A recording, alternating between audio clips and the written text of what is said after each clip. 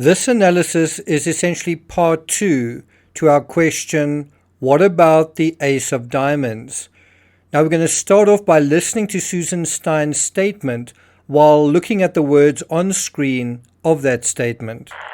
They came to our house and I talked to Patsy for a while, maybe 10 minutes, 15 minutes. And they all seemed perfectly normal, perfectly the same. They were all bubbly about Christmas and about where they were going. And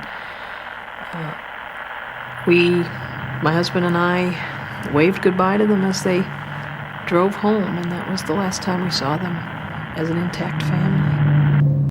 Now, I've also driven through that neighborhood through Christmas time. And I've also driven through that back alley. That's an area that you don't often see and is not often talked about. The back alley behind the house, which leads to the garage. And I have to say, when you're driving down this back alley in the dark, you get the sense that there's a whole dimension to this case that we simply don't know about. There's sort of like a black hole in this case. And in a very real sense, the moment JonBenet heads to the Steins, she's excluded from the story. She's asleep. And we never really hear or see her again. And I find that quite interesting. The moment they go to the Steins, JonBenet sort of, in terms of the narrative, she kind of ceases to exist. She doesn't do anything of her own. She has no spontaneous life. Certainly in terms of the narrative. And then we find out later on that actually she did, that actually she was up and running, that actually she did eat pineapple. And it makes you think, what else do we not know about? But instead of speculating about this, I think we need to deal with what we do know. I often say the premeditation holds hands with post-meditation, and this is in terms of a premeditated case. I don't think this case is.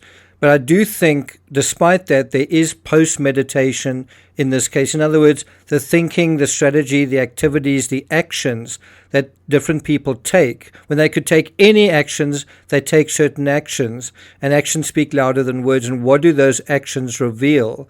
And so in that sense, although we don't know very much about the events after the Ramseys left the Steins, or even when they were at the Steins, what we do know is a little bit about one particular member of this family, Susan Stein, who came to be known as Patsy's pitbull.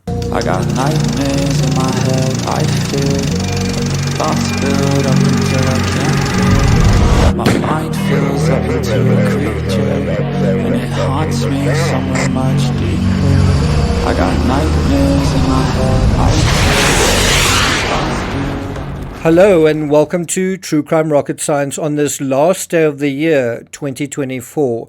Suddenly, this whole year is over and we seem to be about to be dumped into the next year, a year that is likely to be chaotic. And I've got to say, it's already a little bit scary, just on the precipice of this new year. In any event, let's deal with this person known as Patsy's pitbull. How did she get that name? Why did she get that name? Did you know the person who provided interference for the Ramseys, if that's the right way to put it, I mean, at the Christmas party on the 23rd, was no less than this lady, Susan Stein. She also allegedly ran interference after the fact via email, when she apparently impersonated Chief Beckner in a series of emails sent to influential folks such as Steve Thomas and Charlie Brennan. And if you think about that, whatever you want to call it, interference, appropriating someone's email, being mischievous, playing games, it is a similar kind of thing in a way to the ransom note, which is you are doing something that suggests something that it isn't. And you might say, this is just a woman who is a friend of Patsy's, who is showing her support, who is rendering assistance to Patsy Ramsey. Well, isn't this going well beyond the call of duty? I mean, just being a supportive friend during a time of need is one thing, but sending fake emails is something else. Now, it must also be said that she was never charged with this. She was, as far as I know, confronted. At this time, she was actually living in Atlanta, but she was never actually charged with it, which is unfortunate. I think the Boulder PD were aware of the cost to extradite Susan Stein, and it's something like a Schedule 6 felony, and it was also a first-time offense, and so it just didn't seem to be worth it. I think the flip side of that story is if there was a charge, there probably would have been a proper statement and a proper investigation, and more evidence probably would have come to light. If you'd like me to go into these emails in more detail, we can do that. I'm not going to do that here. What we're going to do here is we're going to go back to that question. Where did Doug Stein fit into Burke's hierarchy of friends? Was he at the top of the list? Was he somewhere in the middle, or was he at the bottom? And I think when you go to Susan Stein, you don't even need to sort of look into Doug Stein directly. When you look at Susan Stein and the way that she was Patsy's pitbull, it suggests that perhaps she was protecting not only the Ramseys and their son, but perhaps also his son and his friendship with JonBenet's brother, doesn't it? I mean, by inference, doesn't it seem that way?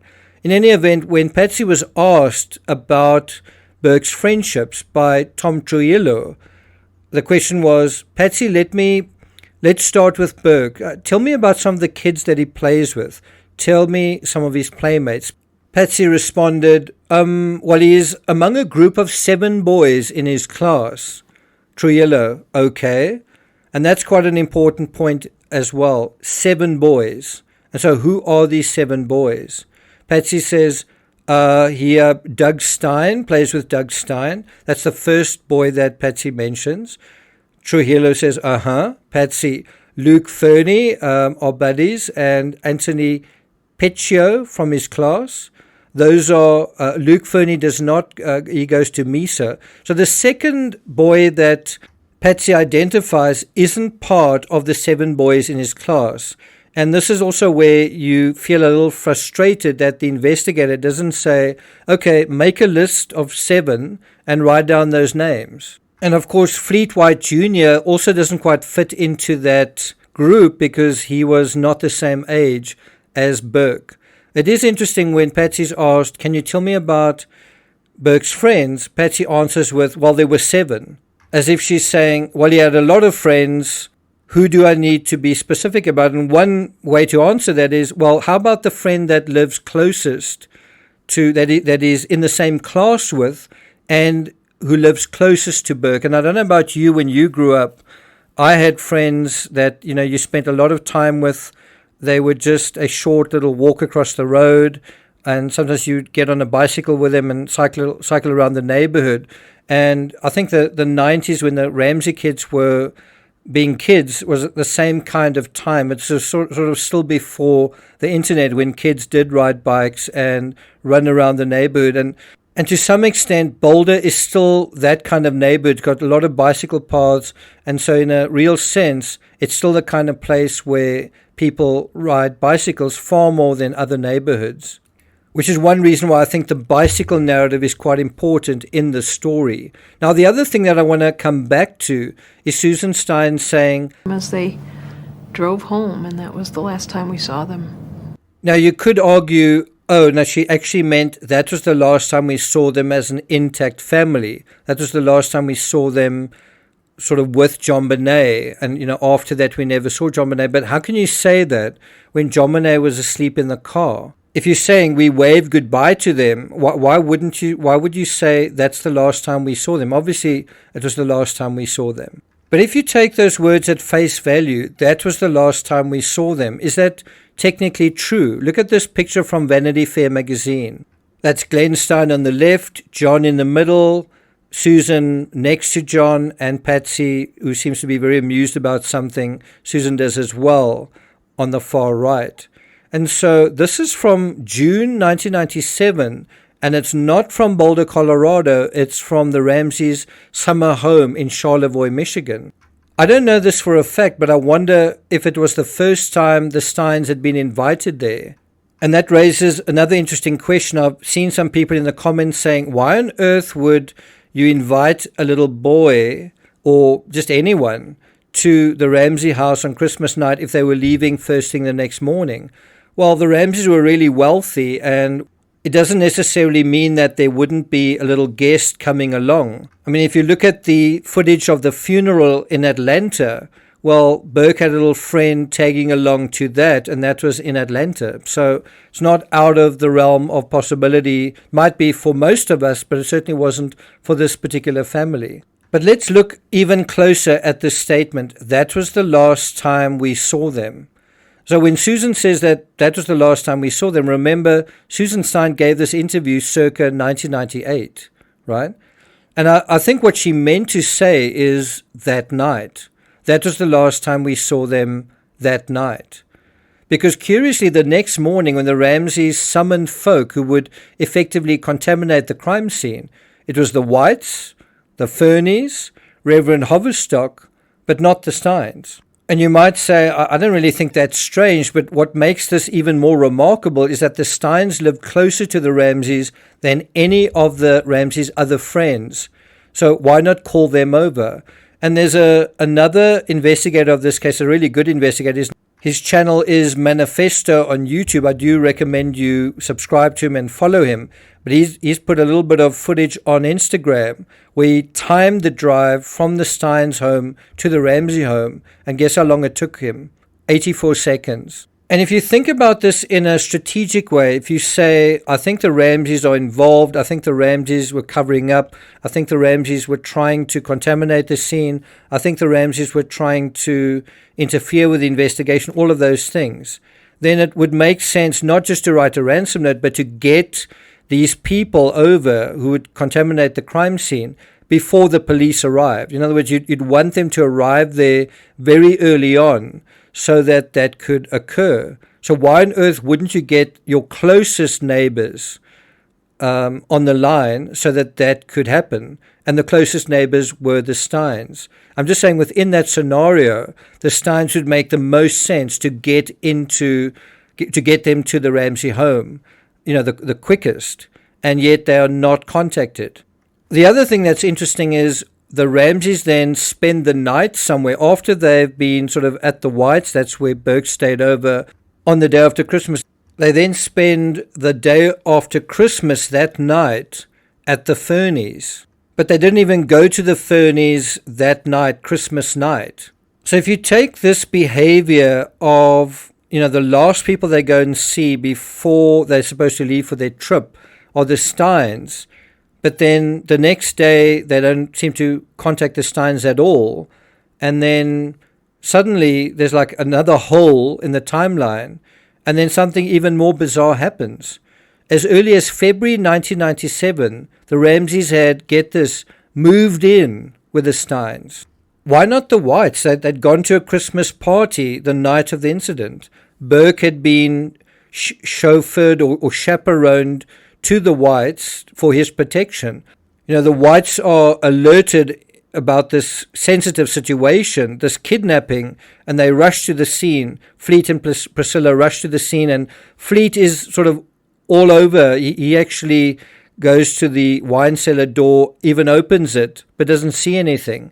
And so if there's anyone that has been sort of right at the Ramseys' side, trying to support them, it's the Whites. The Whites also go to Atlanta to the funeral. And you may remember that Burke is also chaperoned. He's taken to the Whites' home, I think, by Fleet White.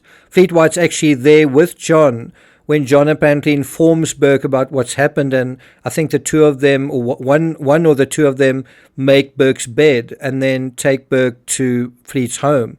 And so it is just really strange that the Ramseys end up moving in not with the Whites, but the Steins. And then shortly after that, when the Ramseys moved to Atlanta, the Steins uproot and move to Atlanta as well. Glenn Stein gives up his job in Boulder to work for John's company. And so if you take all of this and you say, okay, I wonder how good friends Burke and Doug were. Well, this aspect, certainly in the aftermath, and I know it's very circumstantial, it does make one wonder, doesn't it? And you might say, oh, it's just a rumor that the Ramseys stayed at the Steins. Well, look at this from Perfect Murder, Perfect Town. During the meeting, Ramsey mentioned that he and Patsy were now staying at the Steins house, where they had moved at the beginning of February and planned to stay until Burke's school year ended. So all of this, staying with the Steins, is really around Burke, right?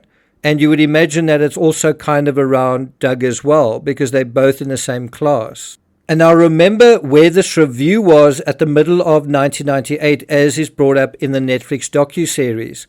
You know, they've been investigating the case for 18 months, and then they decide, what do we need to do now? Where do we need to investigate? What are the loose ends? Top of the list was questioning and investigating not just Burke's friends, but JonBenet's friends as well. Basically a pool of peripheral people who were friends of the Ramseys. And so then this question arises: who in this pool of friends was a friend that wasn't just Burke's friend, but JonBenet's too? In other words, a mutual friend. I'm not going to take it further than that, but if you do want me to deal with those emails, let me know in the comments. Thank you for listening. I hope you have a wonderful new year. I hope it's a good 2025. Remember, you can't just really hope it is. You've also got to put some effort in yourself. And in other words, not just hope that this and that's going to happen. You need to also think, what can I do? What action can I take? What can I learn from 2024 that didn't work out that I can apply in 2025 that's going to make it a better year? In other words, what can I do differently in 2024 that is a lesson learned from 2024 that's going to make 2025 different? Something that I'm in control over, something that I can exert control over in terms of my action, in terms of my decision making.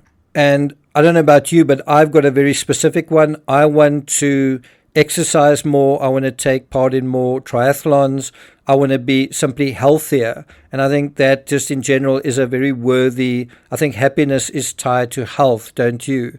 And so just from that, I think a lot of other things just fall into place. But health is also something you can't just hope for. You need to participate in it. You need to eat well, you need to sleep well, and you need to have a balance between body, mind, and spirit with a emphasis on the body. There's so many of us, including me, that should not be as overweight as we are. And the way to address that is by getting the body out of the sitting position, away from a screen, and on the move, moving out into the world.